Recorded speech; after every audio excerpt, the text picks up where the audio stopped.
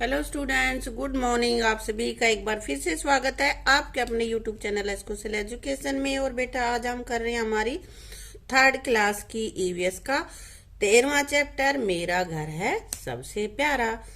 तो घरों में तो हम सभी रहते हैं ना, तो यहाँ पे अपने घरों के बारे में बताया है इस लेसन में कि किस किस तरह के घर होते हैं और कैसे कैसे वो बनाए जाते हैं। तो चलो शुरू करते हैं।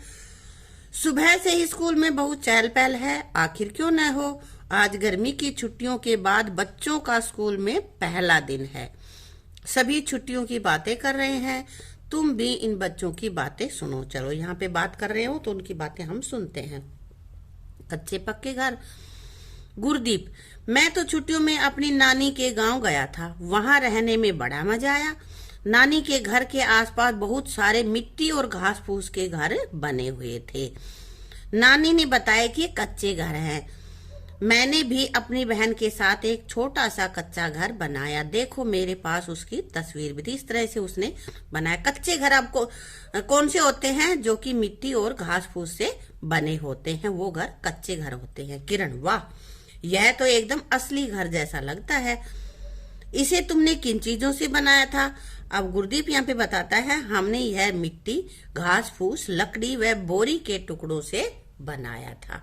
ठीक है, ये देखो ऊपर बोरी डाली हुई है इस तरह से इस पे। फिर रंजीत, वाह कितना मजा आया होगा घर बनाने में। गुरदीप कहता बहुत मजा आया था, हमने तो इसे घर से घर घर का खेल भी खेला था। इस घर बनाया और फिर घर घर का खेल, ये मेरा घर, ये तुम्हारा घर, ये मैं खाना बना रहा हूँ घर में, सारी चीजें ऐसे करते हुए घर घर का खेल भी खेला था। देखो यहाँ पे दिख रहा है ना। हाँ, अब कहता है सोचो और लिखो। क्या तुमने कभी मिट्टी के बने घर देखे हैं? और यदि हाँ तो कहाँ पर? यदि तुमने देखे हैं तो आप लिख दोगे, नहीं देखे हैं तो आप कुछ नहीं लिखोगे। लेकिन मिट्टी के घर हमें देखने को मिल ही जाते बेटा, कहीं ना कहीं हमारे नाना के, मामा के, बुआ के, या हमारे गांव में कहीं भी देखे हो, वो आपको यहाँ पे लिख देना है। अगला है, मिट्टी के अलावा उन्हें और किन चीजों से बनाते हैं? तो लकड़ी से, घास फूस से, त्रिपाल से, बोरी से, है ना। ये चीजें मैंने लिखी है, लकड़ी व घास फूस और त्रिपाल। आप कुछ और भी लिख सकते हो, जैसे बोरी के टुकड़े, लकड़ियां, है ना, या भाई घास फूस, जो भी कुछ आप लिखना चाहो वो यहाँ पे लिख सकते हो, जिनसे कच्चे घर बनते हैं। वर्षा होने पर कच्चे मकानों में क्या मुश्किलें आती होंगी? जब बारिश हो जाती होगी तो कच्चे घरों में क्या होता होगा? घर टपकने लग जाते होंगे, है ना। भाई बारिश होगी तो उनसे, अगर बोरी जैसे यूज की है, कच्ची छतें हैं, तो उसमें से पानी रिस रिस के गिरने लग जाता है नीचे और फिसलन हो जाती होगी। फर्श में भी यदि मिट्टी है और वो भी चिकनी मिट्टी होगी तो वहां पे पानी जमा हो जाएगा और उसमें फिसलन बन जाएगी। इस तरह की परेशानियां वहां पे आ सकती हैं। कच्चे मकानों के फर्श व दीवारों को कैसे साफ किया जाता होगा? उसको पानी से धो देते हैं क्या? नहीं, पानी धोओगे तो मिट्टी निकल के गिर जाएगी, है ना। तो मिट्टी से लीप कर साफ किया जाता है। जो गोबर और मिट्टी को मिलाते हैं और कच्चे घरों को उससे लीपते हैं।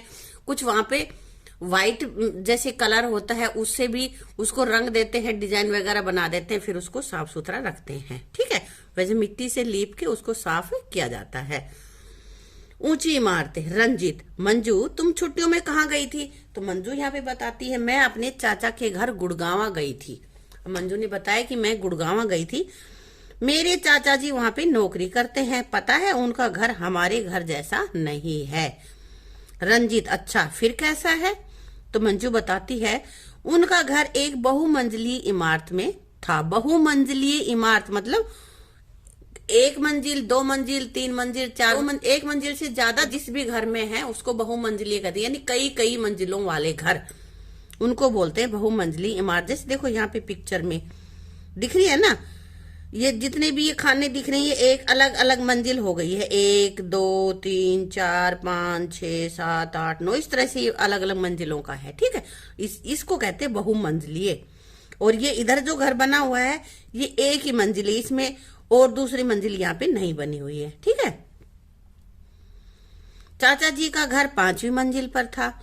उन्होंने बताया कि इन घरों को फ्लैट कहते हैं। जो कई सारी मंजिलें बनी हुई होती है उनको क्या कहते हैं? फ्लैट कहते हैं। 5वीं मंजिल पर चढ़ते चढ़ते मेरी तो सांस ही फूल गई थी। मैं अपनी मर्जी से सीढ़ियों से गई थी। वहां लिफ्ट भी होती है, सीढ़ियां भी होती हैं और लिफ्ट भी। अब लिफ्ट क्या होता है? लिफ्ट बेटा एक तरह का ऐसा एक मतलब थोड़ा सा दीवार सी होती है, दीवारों के बीच में एक बक्सा सा होता है और उसमें खड़ा हो जाते हैं, बटन दबाते हैं, सीधे हमें बिना चले ही ऊपर पहुंचा देती हैं। फ्लैट की बालकनी से नीचे देखने पर गाड़ियां, मकान और लोग सब छोटे छोटे ही दिखाई देते थे, क्योंकि ज्यादा ऊंचाई हो जाती थी।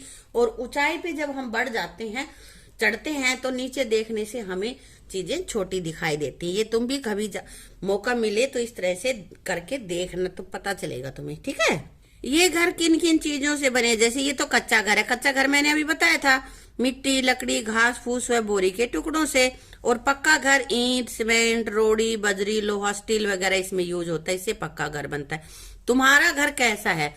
भाई मेरा घर पक्का है, तो मैंने ये चीजें यहाँ पे लिख दिया। अगर कच्चा हो तो कच्चे वाली चीजें लिख देना। सीमेंट, ईंट, रोड़ी, बजरी, लोहा, ये पक्के घर में है और मेरा घर पक्का ही है। तुम्हारा जैसा है वो आप यहाँ पे लिख दोगे।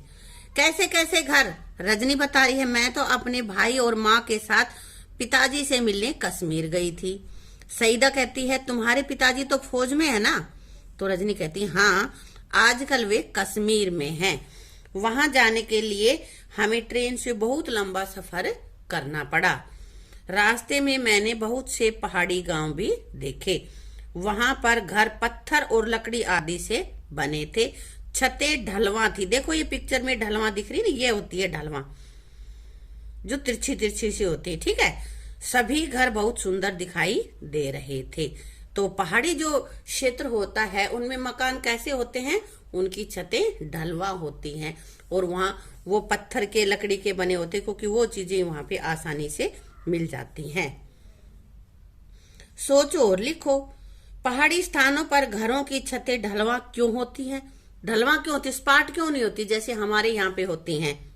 क्योंकि वहां पर बर्फ व बारिश अधिक होती है और ढलवा छतों पर पानी व बर्फ जमा न होकर नीचे गिर जाती है, उसके ऊपर गिरती है और फिसल के फिर नीचे आ जाती है। तो वहां पे छतों पे वजन इकट्ठा नहीं होता, छतें खराब नहीं होती, इसलिए वहां पे ढलवा छतें बनाई जाती हैं। ठीक है बेटा। दिए गए बॉक्स में किसी पहाड़ी स्थान पर बने घर का चित्र बनाओ और उसमें रंग भरो। देखो ये किसी बच्चे ने यहाँ पे बना रखा है। पहाड़ी घरों में, क्षेत्रों में ये जैसे ढलवा छतें होती है ना, इस तरह का ये बना रखा है। इसमें रंग भी भरना है, तुम्हें अपनी मर्जी से यहाँ पे बनाना है। नाव में घर। रजनी, बहुत दिनों बाद पापा से मिलना बहुत अच्छा लगा। पापा हमें डल झील पर ले गए। तो वहां पे कश्मीर में डल झील है और डल झील पर पापा उनको लेके गए। वहां मैंने देखा कि कुछ लोगों ने नावों पर घर बना रखे थे। पापा ने बताया कि ऐसे घरों को हाउस बोट कहते हैं। तो जो पानी में या उसमें बोट में जो होती है उसमें घर बनाए हुए हैं उनको क्या कहते हैं? House boat. जैसे कि ये पिक्चर है, ये घर सा होता है, इसमें सारी चीजें होती है, इसको बोलते हैं हाउस बोट।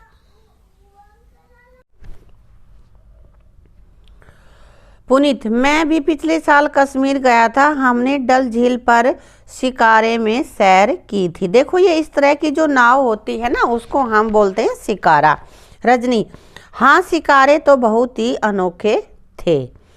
अब सोचो और लिखो, अगर तुम्हारे पास हाउस बोट हो तो तुम उसका नाम क्या लिखोगे, क्या रखोगे?